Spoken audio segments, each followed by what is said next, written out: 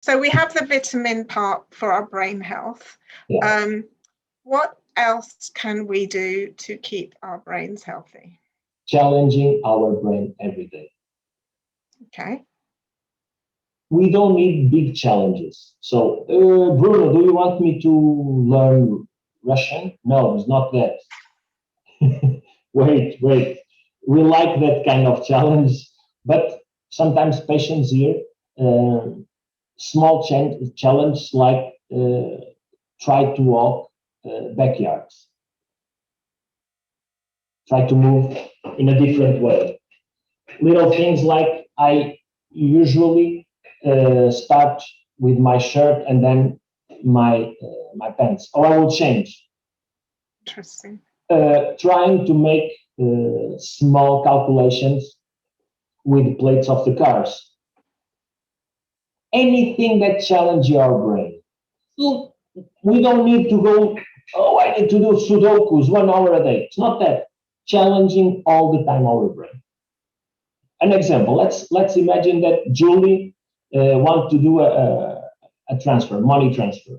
Usually with our mobile phone appears a code that now the smartphones, that code immediately appears in the web page. So we don't have to memorize. No, let's force us to memorize a small code and then try to. These very small steps are very important to keep us. Yeah, that's really interesting because before the days. Oh, sorry, carry on. A big one, dancing.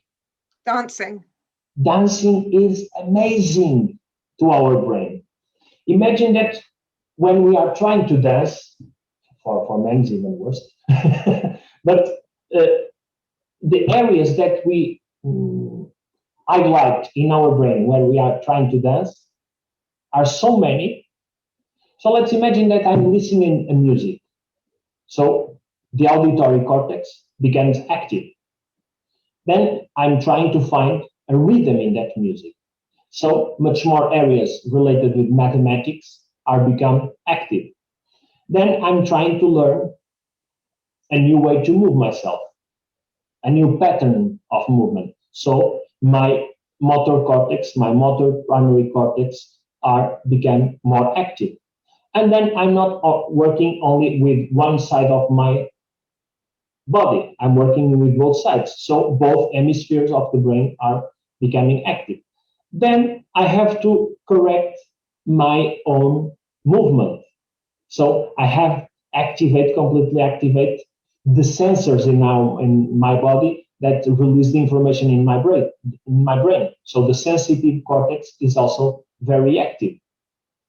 Then I have my visual cortex that I'm trying to see in a model, in YouTube, or to see in my teacher what he's doing and try. Is an amazing fireworks in our brain when we are trying to dance. And we are enjoying. Yeah, that's very interesting. You know, my parents started to learn the tango in their 70s as a way to keep their brains active. And I've seen how amazing it is for them. It's so interesting. Coming back to your point before about memorizing the codes, I mean, in the old days, before the days of these phones, we had to memorize telephone numbers, right, when we were calling people.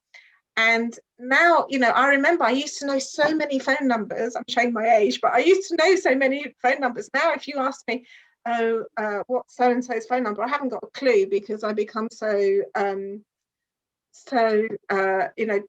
reliant on this. Yes, so that's another reason to do that. And things like you said, doing things differently, you know, maybe taking a different route where you're walking somewhere or driving somewhere, or just challenging your brain to do things different from routine every day is what you're saying.